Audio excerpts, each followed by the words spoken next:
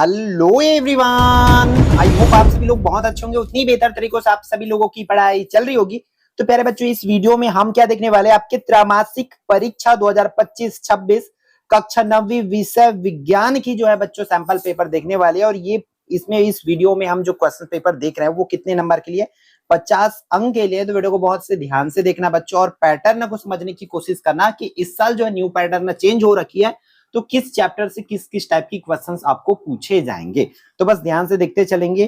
तो देखो यहां से आपका सही विकल्प जो है बच्चों आना है। तो फर्स्ट क्वेश्चन क्या बोल रहा है, मछली एवं कबूतर के बीच एक ऐसा मिलने वाला लक्षण नहीं है। मतलब ऐसा मछली और कबूतर को हम देखेंगे तो ऐसा कौन सी लक्षण है जो दोनों में नहीं मिलेगा। इसके ऑप्शन में क्या क्या दे रखे, धारा रेखित शरीर, अंडे देना, कशेरुक दंड की उपस्थिति और पंखों की उपस्थिति बोल रहा है। तो यहाँ पर आप लोग देखेंगे मछली और कबूतर दोनों में पंख होती है बच्चों, दोनों में अंडे देना होता है। ऑप्शन बच जाती दोनों पर पास धारा रेखित शरीर, कशेरुक दंड की उपस्थिति। इसमें से आपको क्या करना है, टेक आउट करना है। फिर दूसरा विषमांगी मिश्रण है, आपको विषमांगी मिश्रण, समांगी मिश्रण सब कुछ करना है। विलयन, कोलाइड, निलंबन, एवरीथिंग आपको अच्छे से डिटेल में पढ़ना है। विषमांगी मिश्रण हम किसको बोलेंगे, शुद्ध जल को बोलेंगे कि कंक्रीट को बोलेंगे कि नमक का जल में विलयन को बोलेंगे कि चूना को बोलेंगे, आपको टेक आउट करना है। फिर वेग में परिवर्तन की दर को कहते हैं, जो वेग में परिवर्तन होता है बच्चों उसको क्या बोलते हैं, वेग बोलते हैं, विस्थापन बोलते हैं कि त्वरण बोलते हैं कि गति बोलते हैं, उसको टेक आउट करना है। फिर फोर्थ वन क्या, पादप कोशिका में नहीं पाया जाता है। जो पादप कोशिका होती है, आप लोग देखे होंगे पादप कोशिका, तो पादप कोशिका की बात करें तो उसमें क्या नहीं पाया जाता है, जैसे कि माइटोकॉन्ड्रिया में नहीं पाया जाता है, सॉरी पादप कोशिका में माइटोकॉन्ड्रिया, क्लोरोप्लास्ट, सेंट्रोसोम, राइबोसोम, इस चीजों को आपको लिखना है। फिर सेल शब्द देने वाले वैज्ञानिक कौन है, तो रॉबर्ट हुक, रॉबर्ट ब्राउन, ल्यूबेनहंक और फ्लेमिंग। इतना आपको टेक आउट करना है, इसमें से सही जवाब। फिर यहां से देख लेते बच्चों, ये तो रहा 1 मार्क्स वाली क्वेश्चंस। फिर अब हम लोग देख लेते 2 नंबर वाला।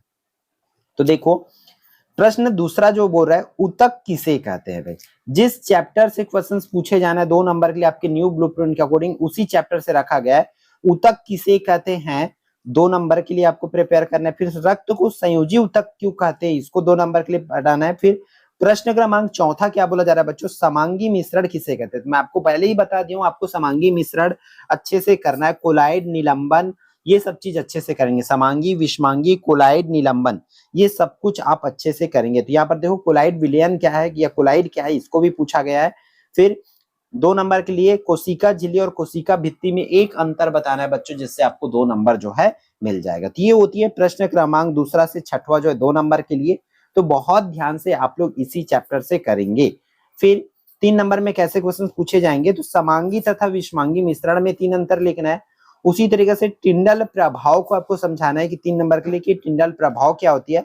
प्रश्न क्रमांक 9वां बच्चों क्या बोला जा रहा है, आपको एक समान गति किसे कहते हैं, 2 उदाहरण द्वारा समझाना है। कि आपको सबसे पहले उसकी परिभाषा लिखना है, उसके बाद 2 उसके उदाहरण जो है आपको लिखना होगा।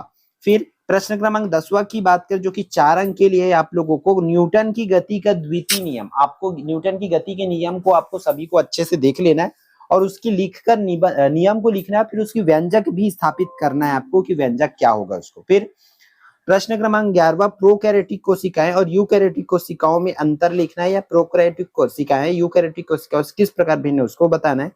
फिर आर.एच. व्हिटेकर का जो 5 जगत वर्गीकरण है बच्चों, उसको आपको समझाना है 4 नंबर के लिए कि किस प्रकार उन्होंने वर्गीकरण किए। फिर प्रश्न क्रमांक 13 देख लेते हैं। 13 में क्या बोला जा रहा है कि जड़त्व किसे कहते हैं, उदाहरण द्वारा आपको समझाना है कि जड़त्व क्या होती है उसको। फिर प्रश्न क्रमांक चौथा जो है 5 अंक के लिए, तो आपको इस तरीके से अब में तोड़ के दिया जा सकता है। इस पर क्या बोला जा रहा है, रदरफोर्ड का अल्फा कण प्रकीर्णन का प्रयोग क्या था, इसको करना है। फिर ब में क्या बोला जा रहा है कि रदरफोर्ड ने प्रयोग के आधार पर परमाणु संरचना के संबंध में क्या निष्कर्ष निकाले, ये करना है। फिर 5 अंक वाले क्वेश्चन आपको अथवा में दिए जाएंगे। तो देखो इस तरीके से इसमें क्या बोला गया है कि बोरबरी का इलेक्ट्रॉनों के वितरण संबंधी नियम लिखना है कि उन्होंने क्या नियम बनाए। फिर इसके बाद में क्या बोला जा रहा है कि समस्थानिक व संभारिक तत्वों को समझाना है। लास्ट क्वेश्चन देख लेते हैं प्यारे बच्चों आज की इस वीडियो का, क्या है कि डाल्टन के परमाणु सिद्धांत की विवेचना आपको करना है। फिर इस सिद्धांत की सीमाएं आपको लिखना होगा। इसके अथवा में क्या क्वेश्चंस पूछे गए हैं, थॉमसन का परमाणु मॉडल और डाल्टन के गुणित अनुपात करने। तो ऑल नियम, ऑल कॉन्सेप्ट प्यारे बच्चों आपको क्लियर करना पड़ेगा विज्ञान में।